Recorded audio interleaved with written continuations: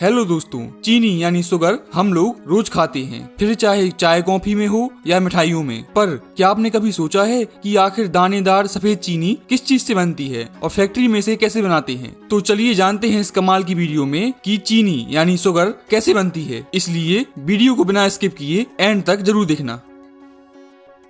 दोस्तों, चीनी बनने की शुरुआत होती है गन्नों की फसल के शुगर फैक्ट्री में पहुंचने से, क्योंकि चीनी मुख्य रूप से शुगर केन यानी गन्नों से बनती है। इसलिए ट्रक या ट्रॉली में लोड करके गन्ने फैक्ट्री में पहुंचते हैं, जहां पर उन्हें क्रेन मशीन की सहायता से अनलोड किया जाता है यानी उतारा जाता है और इसे श्रेडर मशीन में भेजते हैं। यह मशीन कुछ ही समय में गन्नों को कट करके बारीक फाइबर में बदल देता है, लेकिन यह उसका जूस नहीं निकालता है।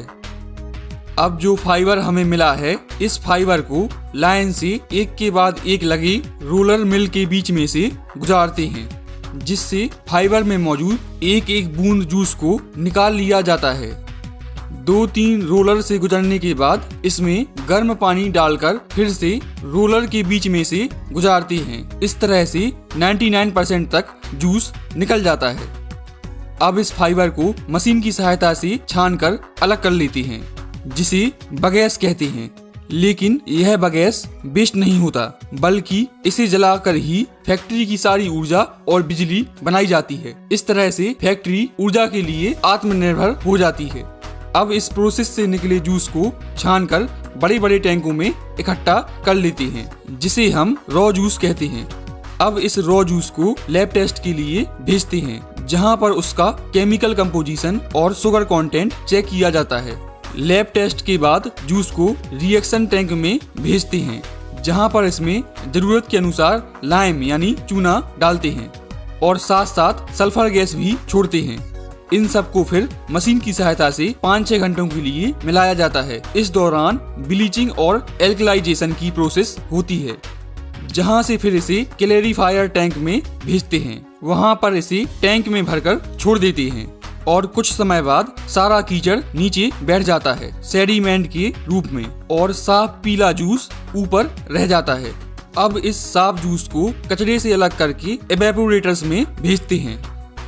एवेपोरेटर्स में जूस को तब तक उबाला जाता है जब तक यह एक गाढ़े सिरप में ना बदल जाए। अब इस सिरप को प्रोसेसिंग टैंक में भेजते हैं, जहां पर इसे पहले गर्म करते हैं। फिर इसमें पहले से बनी चीनी के कुछ दाने डालकर ठंडा करते हैं, जिससे ठंडा होने पर बाकी सिरप भी शुगर क्रिस्टल यानी दानों के रूप में जमने लगता है।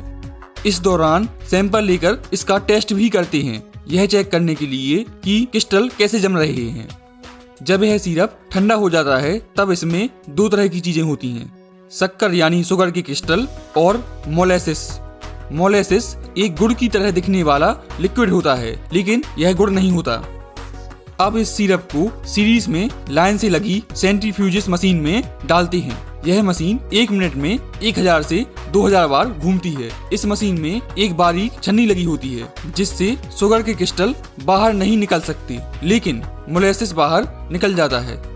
पर इस मोलेसिस में भी कुछ शुगर के क्रिस्टल रह जाते हैं, इसलिए इस मोलेसिस को भी 2-3 बार सेंट्रीफ्यूजिस मशीन से गुजारते हैं, जिससे ज्यादातर शुगर के क्रिस्टल निकल जाएं। अब इन शुगर क्रिस्टल को इकट्ठा करके कन्वेयर की सहायता से ड्रायर में भेजते हैं, जहां पर इसे हल्के गर्म वातावरण में सुखाया जाता है। अब हमें हल्के भूरे रंग की यानी ब्राउन कलर की शुगर यानी चीनी मिल जाती है, जिसे रॉ शुगर कहते हैं। लेकिन अभी यह उस तरह की सफेद नहीं होती। जिस सफेद चीनी का इस्तेमाल हम लोग करते हैं उसे रिफाइंड शुगर कहते हैं।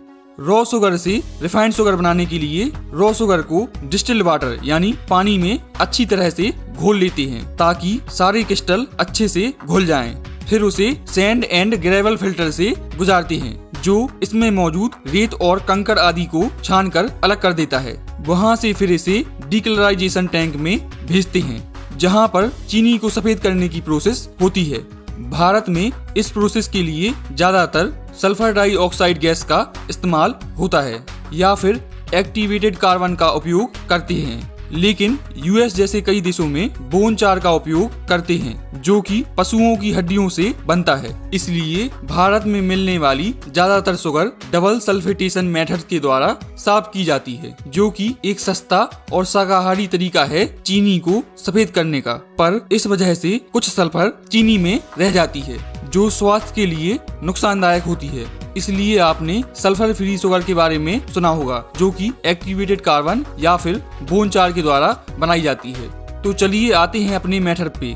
डीकलराइजेशन टैंक में छने हुए घोल यानी सॉल्यूशन को भरकर कुछ समय के लिए छोड़ देते हैं। इस दौरान टैंक में मौजूद सल्फर डाइऑक्साइड या फिर एक्टिवेटेड कार्बन सारे कलर को एब्जॉर्ब कर लेता है, यानी सोख लेता है और एक क्लियर सफेद लिक्विड बन जाता है, जिसे फिर वैक्यूम एवेपोरेटर में भेजते हैं, जो इसमें मौजूद पानी को गर्म करके निकाल देता है और एक गाढ़ा सिरप बन जाता है। इस सिरप में कुछ चीनी के दाने डालकर ठंडा करते हैं, जिससे ठंडा होने पर यह शुगर क्रिस्टल यानी दानों के रूप में जमने लगता है।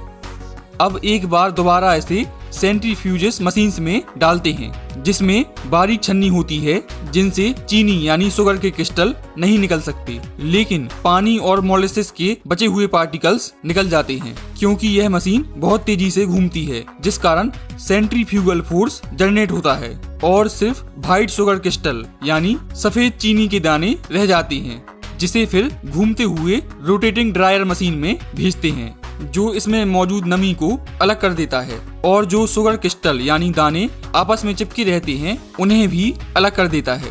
फिर इसे बड़ी बड़ी वाइब्रेट करती हुई छन्नियों के द्वारा छानकर इसे स्टोरेज टैंक में भेजते हैं, जहां पर हजारों टन शुगर को रखा जाता है, जहां से फिर इसे ऑटोमेटिक फिलिंग मशीन के द्वारा प्लास्टिक बैग्स यानी बोरे में भरते जाते हैं और इसके ऊपरी सिरे को सीकर पैक कर देते हैं, जहां से फिर इसे आगे ट्रांसपोर्ट किया जाता है।